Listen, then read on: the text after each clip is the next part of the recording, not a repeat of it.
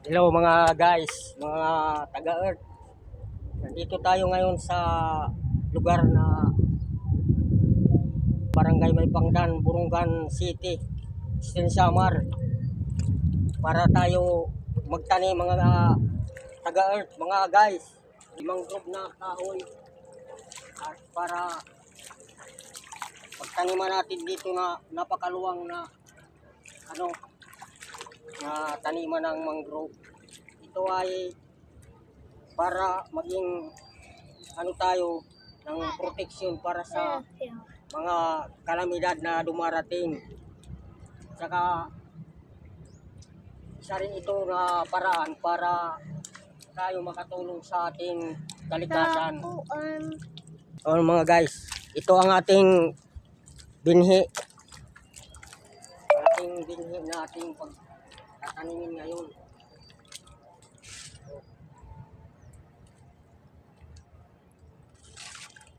Ang aking style sa aking pagtanim na layos ganito. Tubo na ito dati. Oh.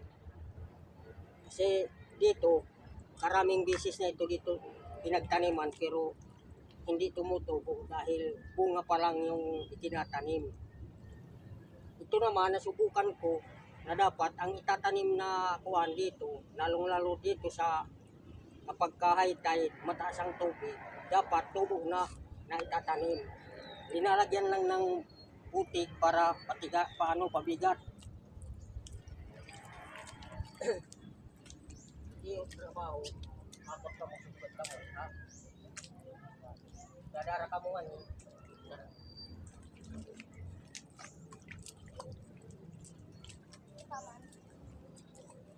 Hinaya lang, hindi mo babay. Mula, gaganyan.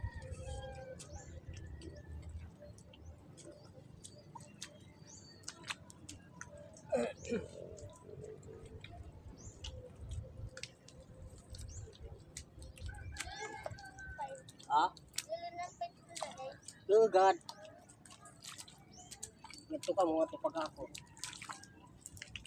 Hindi ito ang tawid ko ano yun. Hinayala niyo hindi mo pabari.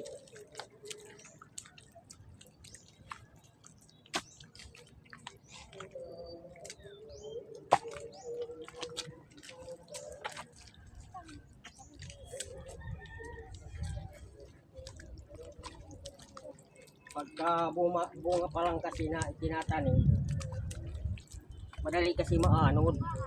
Saka bago tumubo ng malaki, na ano na, nasisira na yung kuwan.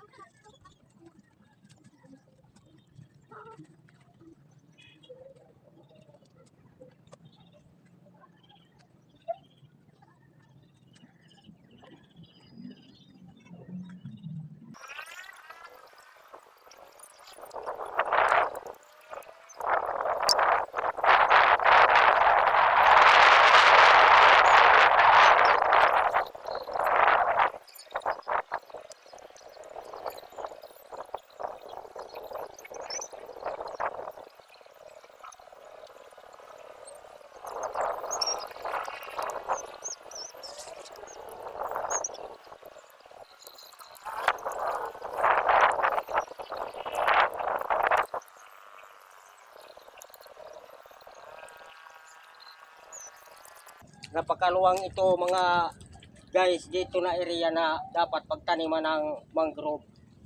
Dito sa lugar na ito, may Pangdan, Borongan City. Kasi dito, pagka ano talaga, low tide, hanggang doon yan yung buwan, pwede pang taniman.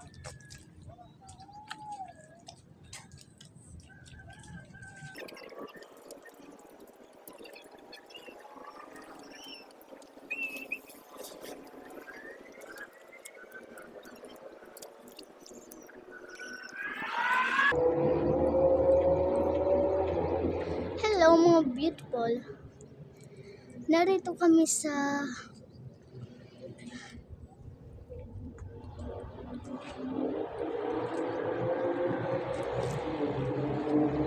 Hi.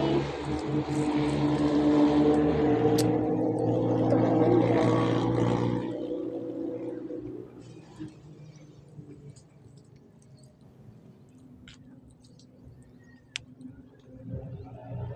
Oh, ayun na, naglalakad na sila.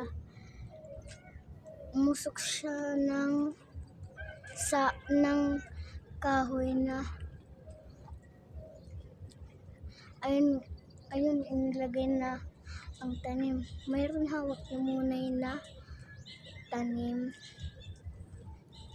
Ibinigay niya kay Tatay Dulpo.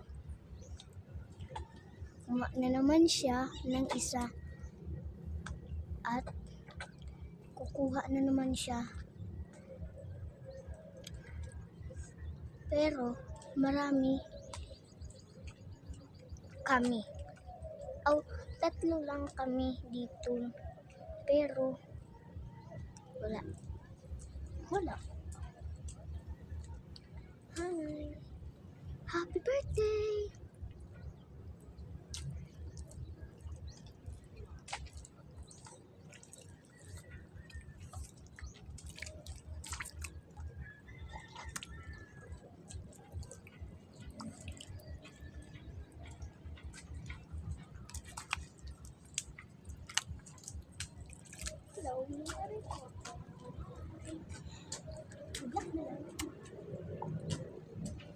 Palapit na sila. Okay. Hello.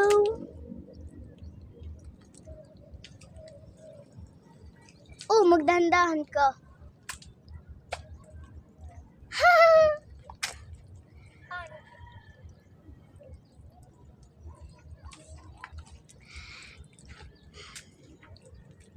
A few moments later.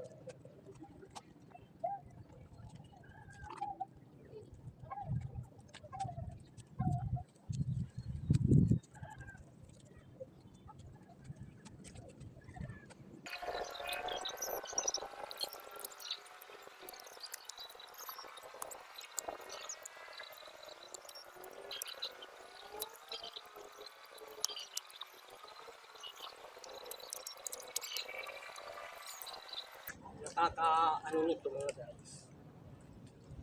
Pag di naalagaan,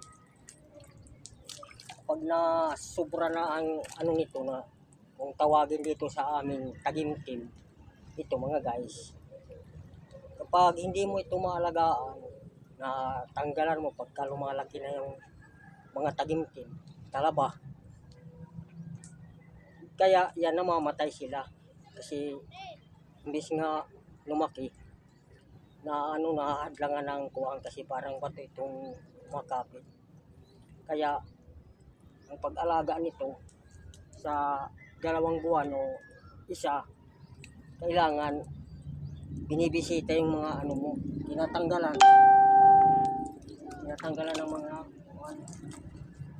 tagimtim o talaba. Tawagin dito sa amin tagimtim.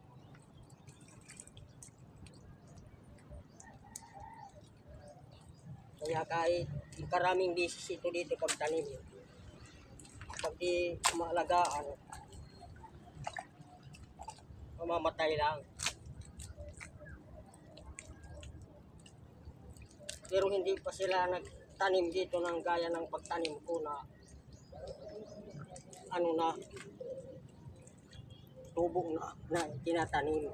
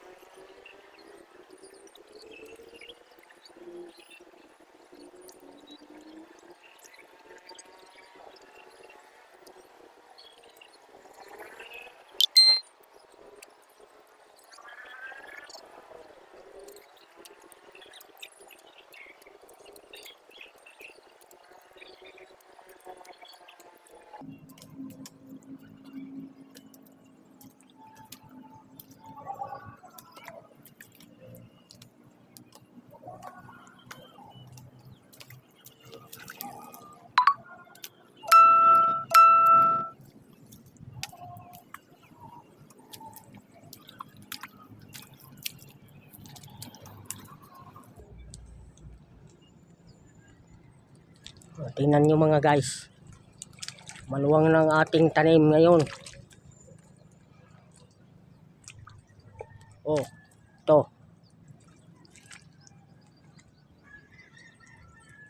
Dito sa gitna mga guys, iilan lang ang kahoy dito. To. Kasi sa kabila ng kahoy na ito, maluwang din na dapat pagtaniman natin ng kuwan. Iilan lang itong dito. Di nadadagdagan kasi maano dito malalim ang tubig pagka high tide. Dapat kasi yung bunga ng kuwan, bakhaw o mangrove, nalutang yan pagka nahuhulo galing sa taas. Lumulutang yan. Kaya kung saan na lang inaanod. Pag dapat talaga sadyain natin na pagtaniman yung kuan. O, tingnan nyo mga guys. Yan, kung gaano kaluwag yung dapat pang pagtaniman. To. Ilan lang na parte dito ang napagtataniman ko. Ayan o. Sa kabila dito, maluwang yan na dapat pagtaniman. Dito na parte pa lang ang nating nataniman at saka doon sa kabila, doon sa may mga kuan, sa may bukid. Ito ngayon naman dito ang ating tinataniman. Oh, tingnan nyo, hanggang doon yan. Napakalawak na parte ng lugar na dito na dapat pagtaniman talaga ng sadya na pagtanim at pangalagaan para mabuhay ang tanim. Kasi kung hindi ako nagkakamali, mga 2 beses na ito dito tinaniman ng barangay o gobyerno. Pero ilan lang ang nabubuhay, yung nasa ano lang, yung mga nasa mataas-taas na parte ng kuan. O yan mga guys. Sana mayroon din ako makatulong na magtanim dito na sadyang pangangalagaan talaga na pagtanim.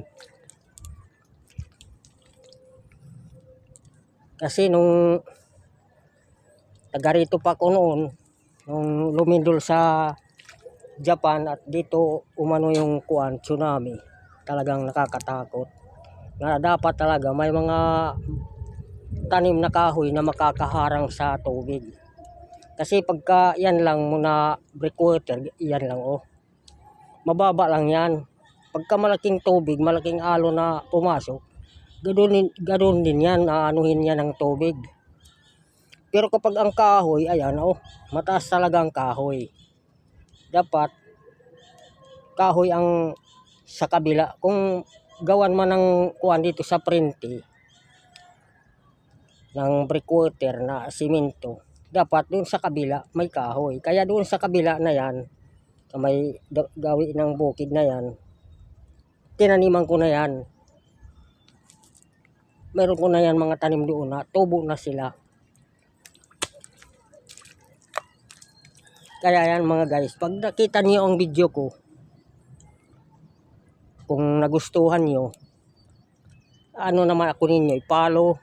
Sa YouTube mga guys, i-subscribe ninyo. Ayan tubo na sila.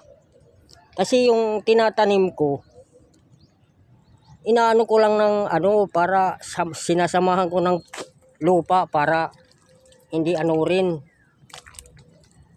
Yan mga guys, tingnan nyo. Yung bakanting kuan dito na dapat pa natin pagtaniman. Ayan, kikita nyo. Yan ang buka na papunta sa dagat sa kuan. Yan. Doon sa kabila ng mga kahoy na yan, yan, hanggang doon sa may kalsada, walang mga kahoy yan, walang mga tanim. Kaya dito, inaano ko na kung may mga katulad ko na para tumulong sa pagtatanim dito at pangalagaan para talagang tumubo. Kasi kapag mayroon na dito tumubo na bakhaw, pag malaki na siya, bubunga yan. Tsaka yung patuloy na kuan, tumataas ang lupa dahil sa mga ugat-ugat na yan. Ngayon pagbabagsak na ng bunga ng kuan, dadami na ng dadami. Pagiging maluwang na dito ang bakhawan. Kaya maraming kuan na makapag-ano tayo ng ng pangitlugan ng isda at saka yung mga kahit anong klaseng iniitlog na kuan.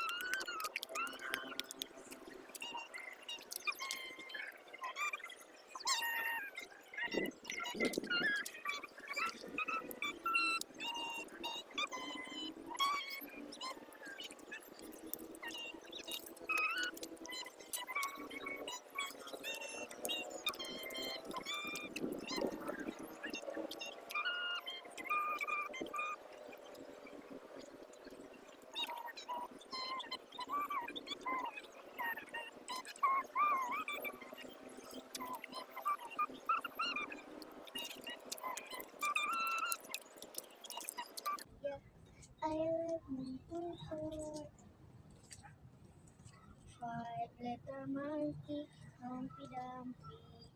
Mama ko, the doctor, said, pagbilang kong tatlo, matatapos na kayo. Kahit kung kaupo sa ang hilo. Ano to be a twinkle star? Oh, Hello mga guys, tapos na tayo magtanim sa ngayon.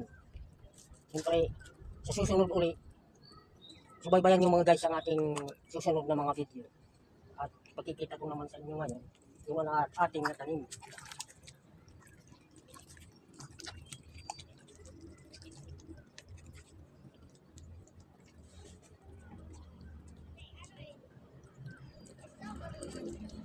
magulag. What's up? Hello mga guys.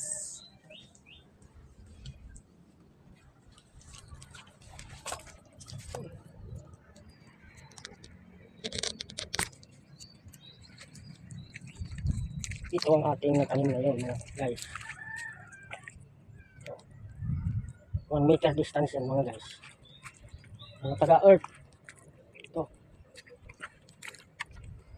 Yan. Kailangan lang inaano ka ng kuwan para tuwid lang ang kuwan. Tingnan nyo yung mga guys, yung napakaluwang pa na kuwan.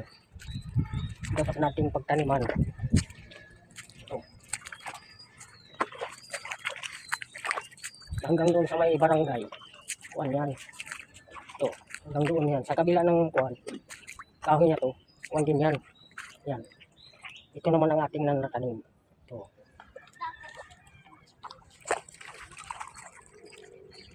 Yan.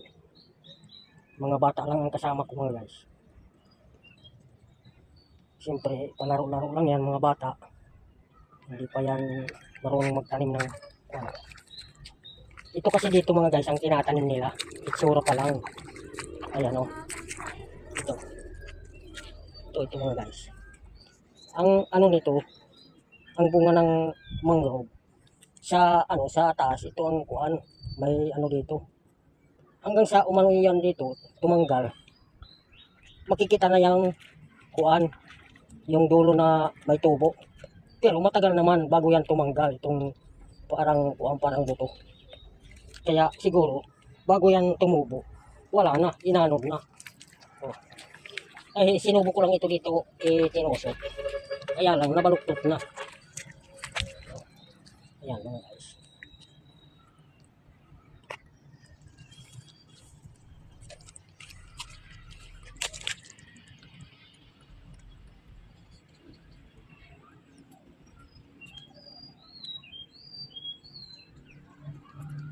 Yung nauna kong tinanim mo, ang ganda ng tubo. Tingnan niyo mga guys. Ganda ng tubo. Yun yung bago lang.